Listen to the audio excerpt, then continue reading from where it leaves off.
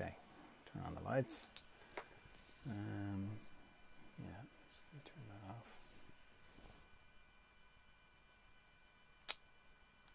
Okay. All right. Now, if you are watching on Facebook, I'm going to turn you off and turn you on again, just for a moment, just to break that thing. Just makes it easier. Okay. Did I do it? Yes, I did. Okay. Now, hi, how are you? You good? Having a good day? I hope you are. It's all right if you're not. Not every day goes well. I understand that. But I hope you are. Now, we're going to do a bit of meditation. This isn't a class, it's just a chance to meditate together. I meditate throughout the day anyway. This is just the one I do on a number of platforms. It's part of the further emergence work I do. If you're curious about further emergence, I'll explain all about it when we're finished the meditation. And if you're an experienced meditator, that's brilliant. Can you hang on for a minute though while I explain what I do, just for the benefit of people who are new to meditation? Because that's pretty much the way I do it. I do these meditations on Monday, Wednesday and Friday. And on Wednesday and Friday we just meditate, but on Monday I explain what I do, just for the benefit of people who are new to meditation. So if you can just hang on for a minute while I do that. Now there's lots of different styles of meditation. This is what I do. I've been doing it for years. And for me it starts with why I would meditate. Because I am trying to connect to a part of me that I connect to every night when I go to sleep.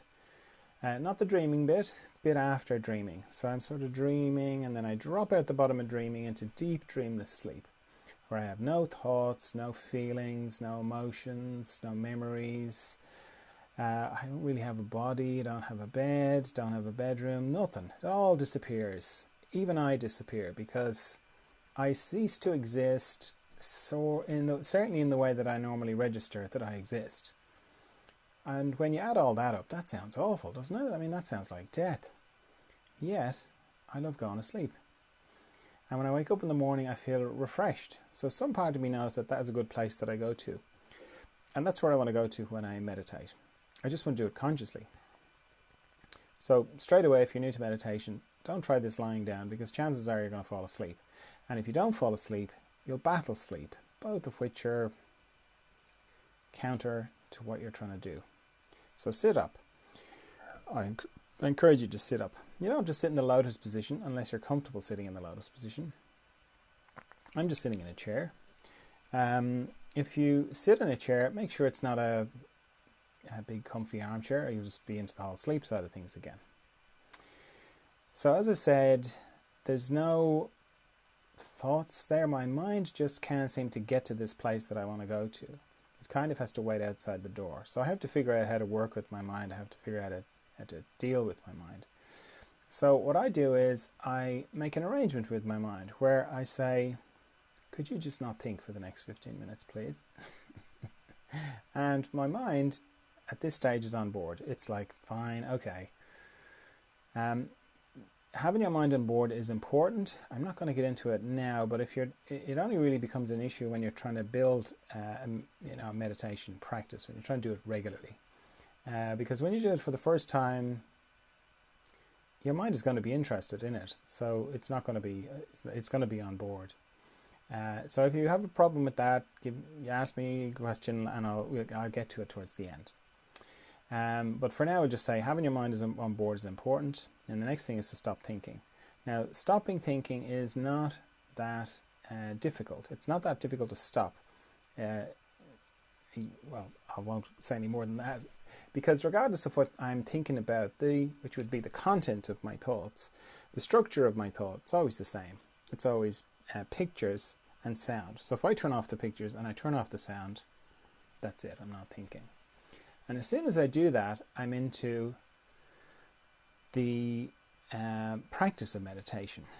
Now, the practice of meditation runs parallel with my intention. So my intention of my meditation, that's this hand, is to go into that deep, dreamless place. not the deep dreamless place, that deep, profound, calm, still, Zen-like, all the words that are used to describe meditation, is to go into that place. The practice of meditation runs parallel with it, and it starts as soon as I stop thinking. And it pretty much goes, I'll turn off the pictures and I'll turn off the sound. So I'll bring myself to not thinking. Then some time will pass and I'll discover that I've started thinking again. So I go, oh, okay, I'm thinking. Turn off the pictures, turn off the sound, bring myself back to not thinking. Then some more time will pass and I'll discover I'm thinking. I go, oh, okay, thinking. Turn off the pictures, turn off the sound, bring myself back to not thinking. Then some more time passes and I discover I'm thinking again. I go, oh, thinking again, turn off the pictures, turn off the sound, and so on. So it's pretty simple. Every time I discover that I'm thinking, I bring myself back to not thinking. And it's important to know that about thinking, because it's easy to get the misconception that to meditate correctly, there should be no thoughts at all, which isn't the case. It's sort of a dance between these two things, the intention and the practice. They sort of weave back and forth with each other. Sometimes you'll be very deep and still, and then other times you'll be discovering that you're thinking. The main thing is, though, that both are powerful in their own way. It's very powerful when you're in this deep, still place. That's kind of obvious. You feel it in your body, your shoulders drop, everything relaxes. It's beautiful. But it's also powerful when you're discovering that you're thinking. Now, that's not so obvious. The power in that is not so obvious. But if you're like me, the sorts of things that you think about are all to do with you or from your perspective. What am I going to do about that thing? Why did I say that to that person? Why did that person say that thing to me? And so on. Now, if I'm in the middle of meditation and I'm in the middle of one of those thoughts and I discover and I go, oh, I'm thinking, turn off the pictures, turn off the sound, bring myself back to not thinking. Indirectly, what I'm saying to myself is, or what I'm demonstrating is, that thought that you just had, the one that you thought was you and that you were it, well, you just made that disappear. You just, poof, made it go. So you're obviously not that thought. In fact, you're not any of your thoughts. You're something else. That's pretty powerful. And then the fact that you do that repeatedly, that's pretty powerful as well. So, don't add to your thinking by thinking that you're doing it wrong, or that you're not very good at meditation, or you're getting it wrong, or you're thinking the whole time. Those are all just more thoughts to turn off. To turn off the pictures, turn off the sound, bring yourself back to not thinking. Because it changes. The number of times that you have to bring yourself back from thinking changes from day to day and hour to hour. You could meditate in the morning and have to bring yourself back loads of times, and then you could meditate in the afternoon and only have to bring yourself a little back from thinking a few times. Neither is more powerful than the other, or neither is a better meditation than the other. The main thing is, or the golden rule, is if every time you discover that you're thinking, you bring yourself back to not thinking. That's it. That's all you have to do. If you do that, you're doing great. Now, while all that thinking stuff is going on, I'm also becoming more conscious of my body and my breathing. And what I do is I scan my body from my head down to my feet and back up again, very slowly, very gently, and anywhere I find tension, I let it go. And I use my out-breath to let it go, because it's natural to just breathe it away. But then it's also a good way of remembering to breathe, because it's easy to stop breathing or to hold your breath during meditation. I know that sounds weird, but it's true. So using the out-breath is just a good way of becoming a bit more conscious about my breathing. And then the other thing I do is, as I'm scanning my body up and down, I'm spending a little bit more time on any structures that go across my body or transverse. Because transverse structures in my body, they operate a little bit like a log going across a stream. They pick up all the leaves and the branches and the twig, anything that's coming down the stream. Except in my body, it's tension. So I spend a little bit more time on my eyes, because they're a transverse site and can hold a lot of tension. My jaw, my tongue, the base of my neck, my shoulder girdle, all my joints, they're all transverse sites as well. So my shoulder, elbow, wrist, fingers, my heart area, my respiratory diaphragm, all my intestines, my pelvic floor, my hips, my knees, my ankles, and my toes. Hello, Marnie. Just saying hello to someone on the Further Emergence Instagram. Yeah, so the other thing I do is that having a nice quiet room is very helpful, because one of the things that triggers thoughts is sound. And as soon as you close your eyes to meditate, your hearing amplifies. So when you're starting out, having a nice quiet room really helps. And then the other thing I do to help myself is not, have more thoughts, is I set a timer for how long I meditate for. So I'm going to set my timer for 15 minutes, but I'd encourage you, if you're new, I'd encourage you to set yours for 5 minutes and then repeat that 3 times, because 15 minutes is a long time if you're not used to it. Okay, so just getting my timer organized. Okay, off we go then into the mystery.